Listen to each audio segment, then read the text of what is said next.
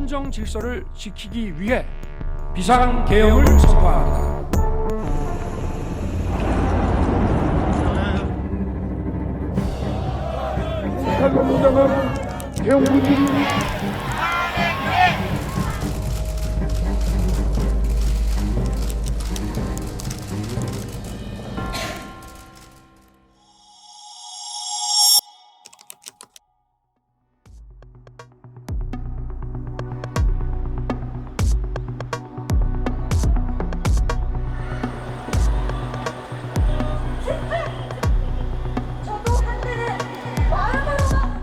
(12월 14일) 탄핵안 가결 후 관저에서 은둔하며 체포영장을 거부하는 윤석열의 첫 번째 변론 기일이 열렸습니다. 체포영장을 거부하며 한남동 관저에서 농성 중에 있습니다.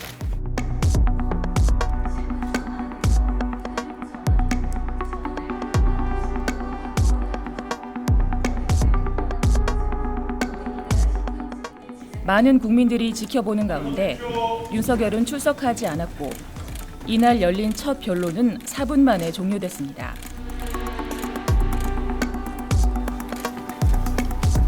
윤석열 측 대리인인 윤갑근 변호사는 기피 신청 거부에 유감을 표했습니다. 입장 주실까요?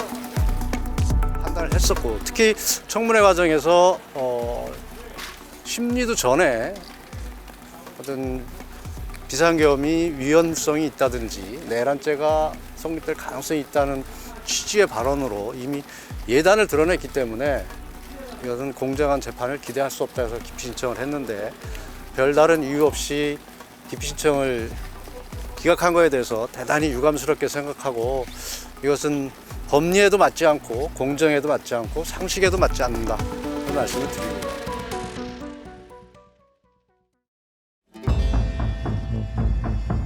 (1월 16일) 새벽부터 시작된 윤석열의 체포는 오전 11시에 이뤄졌습니다. 1차 체포가 무산된 만큼 2차 체포는 많은 국민들의 관심이 집중됐습니다. 이날 열린 탄핵 심판 사건 2차 변론에는 국회 측이 윤석열의 파면을, 윤석열 측이 비상계엄의 정당성을 주장하며 팽팽히 대립했습니다. 첫째, 피청구인 윤석열은 계엄의 조건을 위반했습니다. 헌법 제77조 제1항에 대통령은 전시사변 또는 이에 준하는 국가 비상사태에 있어서 병력으로서 군사상의 필요에 응하거나 공공의 안정질서를 유지할 필요가 있을 때에는 법률이 정하는 바에 의하여 계엄을 선포할 수 있다고 되어 있습니다. 대한민국은 전시상황도 국가 비상사태도 아니었고 병력으로서 공공의 안정질서를 유지할 만큼 혼란도 없었습니다. 계엄이 위헌이라는 전제 하에서 지금 국민들의 언론이나 그다음에 사법부의 직책에 대해서 저희가 어떤 제재를 가하는 것에 대해서 이것은 잘못된 것이다 이렇게 주장을 하셨는데 계엄이 위헌이 아니고 합헌이라면은 그건 당연한 계엄 자체예요. 1월 21일 열린 3차 변론. 윤석열이 출석할 것으로 예상되면서 헌재 앞은 지지자들의 시위로 인산인해를 이뤘습니다. 이날 윤석열은 수감 중이던 구치소에서 헌재로 출석했고 선관위의 부정선거 의혹과 계엄의 합법성을 주장했습니다.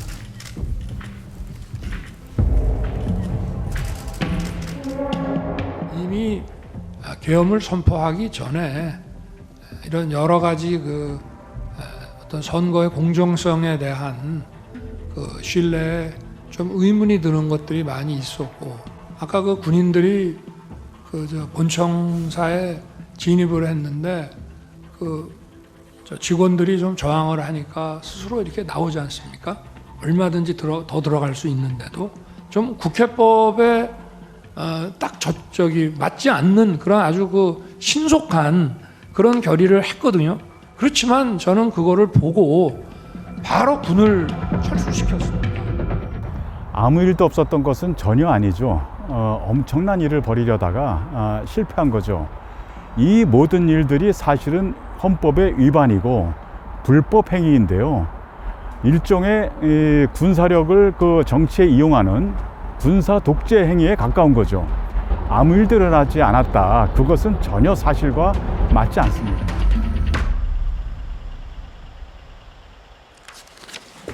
지금부터 2024 대통령 탄핵 사건의 4차 변론기를 진행하겠습니다. 23일 열린 탄핵 심판 4차 변론에서는 김용현 전 국방부 장관이 증인으로 출석했습니다. 내란의 2인자인 김 전 장관이 증인으로, 내란 우두머리인 윤석열이 피청구인으로 법정에서 조우한 가운데 비상 입법기구의 성격과 창설 의도 등을 두고 국회와 윤석열 쪽이 치열하게 다퉜습니다. 우리 국민의 삶을 약탈하는 거다. 이건 국민 약탈 행위다. 라고 말씀하시면서 대통령으로서 나는 이건 더 이상 묵과할 수 없다. 그런데 어떻게 견제할 수 있는 수단이 없다. 그 방법이 한 가지 있는 것이 바로 비상계엄밖에 없었다. 그래서 참 피를 토하는 심정으로 대통령께서 비상계엄을 결심을 하시게 된 거죠. 12월 3일 비상계엄이 있기 그 전날까지 우리 국민들한테 자유가 없었나요? 헌정질서 존재하고 유지가 되고 있었죠. 다만 혹시 어떤 이제 그 불편함이 있다 그러면은 아마도 야당이 여소야대를 기반으로 윤석열 대통령이 국정 운영을 하는데 견제 활동을 그 적극적으로 했죠. 그것에 대해서 윤석열 대통령이 불편함을 느낄 수는 있었을 겁니다. 평소에도 부정선거 얘기를 많이 하셨나요, 비천구인이? 부정선거와 관련한 것은 의혹이 굉장히 많고 방금 우리 변호사님 말씀하신 대로 청구인 말씀하신 대로 의혹이 굉장히 국민적 의혹이 많고 여기서는 부정선거의 증거가 너무나 많다 이렇게 정보도 말씀하시죠. 많지만 아직까지 그것이 확인된 게 없습니다. 그래서 이것을 공식적으로 부정선거가 많다 이렇게 얘기할 수가 없기 때문에 알겠습니다. 담화문에는 안 넣었지만 네. 이런 어떤 국민적인 알겠습니다. 의혹을 해소하려면 반드시 실체 확인이 필요하다. 심파랑으로 그래서 넘어가겠습니다. 실제로 투입이 된 겁니다.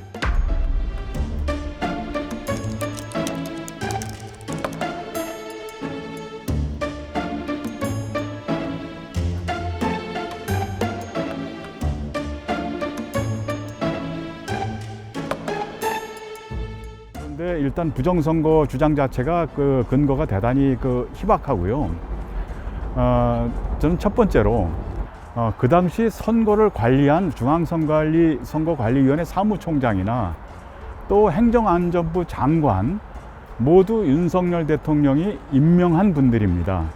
그분들한테 맡겨서 선거 관리가 이루어졌는데 선거가 부정선거였다라고 주장하는 것도 썩 합리적이라고 보기가 좀 어려운 거죠. 만에 하나 선관위 전산 시스템에 문제가 있다 하더라도 거기에 왜 군대가 들어가야 되는지 그 이해를 하기가 어렵습니다. 왜냐하면 문제가 있으면 전산 시스템을 점검하기 위한 전문 기관들이 많이 있습니다. 그 기관들에 용역을 줘서 이 시스템을 진단해 봐라 라고 할 수 있고요. 그 선관위에 군대가 가서 전산 시스템을 어떤 식으로 분석하고 그 점검을 한다는 건지 이해하기가 어려운 거죠. 2월 4일 5차 변론은 이진우 전 수방사령관, 여인영 전 방첩사령관, 홍장원 전 국정원 제1차장이 증인으로 출석했습니다. 이진우 전 수방사령관과 여인영 전 방첩사령관은 증언 대부분을 거부했지만 홍장원 전 1차장은 체포명단 메모를 공개하며 윤석열이 싹 다 잡아들이라는 지시를 했다고 밝혀 탄핵 심판 도화선에 불을 당겼습니다. 그 증인은 싹 다 잡아들여를 어떤 의미로 이해하셨습니까? 말뜻 그대로 이해했습니다. 그 누구를 잡아들이라는 취지로 이해를 하셨습니까? 당시의 통화 내용으로 보면 그런 말씀을 하시면서도 구체적으로 대상자, 즉 목적어를 규정하지 않으셨기 때문에 당시로서는 뭔가 잡아야 된다는 생각은 들었었는데 누구를 잡아야 된다라고 하는 부분까지는 저한테 전달받지 못했습니다. 혹시 증인이 기억하는 체포 명단이 총 16명 맞나요? 사실대로 말씀드리면 그때 그 밤에 서서 막 메모를 하는데 14명이든 16명이든 그걸 또박또박 다 적을 수 있는 사항이 아니었고요. 적다 보니까 이게 뭐지? 하는 생각이 들어서 그 뒤에 있는 부분들은 대부분 한 반 정도 적다가 추가로 적지 않았고 나중에 나름대로 좀 약간 기억을 회복해서 적어보니까 한 14명, 16명 정도가 됐나? 그렇게 기억하고 있습니다. 예, 알겠습니다. 그 증인은 체포 명단을 들을 때 어떤 생각이 들었습니까? 일단은 뭔가 좀 잘못됐구나 그런 생각을 했습니다. 신문상이 아니라 저희들한테 하는 말씀인가요? 그렇습니다. 예, 하십시오. 네. 지금 뭐 범건이 위치 추적인이 이렇게 하는데요. 국정원은 수사권이 없고 범건은커녕 위치 추적을 할 수가 없습니다. 뭐 협력해서 한다고 하는데 그런 거를 방첩사령관이 모를 리가 없고 그래서 저 자체는 이제 말이 안 된다고 저는 보고 있고요.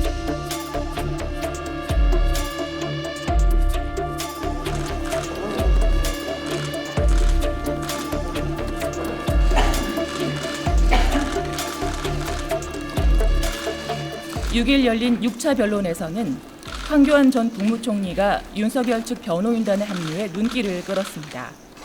증인으로는 김현태 707 특수임무단장, 곽종근 전 육군 특전사령관, 박춘석 대통령실 경제수석이 나왔습니다. 훈련 준비하고 있는 복장, 탄 그대로 저희는 출동을 했고 그러니까 실탄을 왜 가져갔냐고요. 실탄은 말씀드린 대로 군인은 실전이든 훈련이든 항상 가져갑니다. 그러니까 그 우발이라는 것은 적에 대한 우발을 말씀드리는 거예요. 일단 그럼 항상 증인이 그 실탄을 가져간다는 것은 그 총기 사용의 가능성이 있을 수 있다는 거잖아요. 그렇습니다. 이날 증인신문의 주요 쟁점은 윤석열의 지시가 있었는지와 지시가 있었다면 국회에서 누구를 끌어내라고 했는지였습니다. 김현태 전 단장은 계엄 당일 국회로 부대원들과 출동하면서 실탄을 탄약통에 보관해 가져갔다고 말했습니다. 곽종근 전 사령관은 국회 안에 있는 인원들을 끄집어내라는 지시를 받았다고 증언했습니다. 007 사무실분에 이제 대통령이 증인에게 비화폰으로 전화를 했어요. 예. 그래서 이제 아직 의결 정족수가 안 채워진 것 같다. 빨리 국회 문을 부수고 들어가서 의사당 안에 있는 인원들을 밖으로 끄집어내라. 이렇게 지시를 했다는 거죠. 예, 그 통화 내용이었습니다. 예, 그 통화 내용이었고. 변론이 끝난 뒤 황교안 전 총리는 계엄의 부당함을 알렸습니다.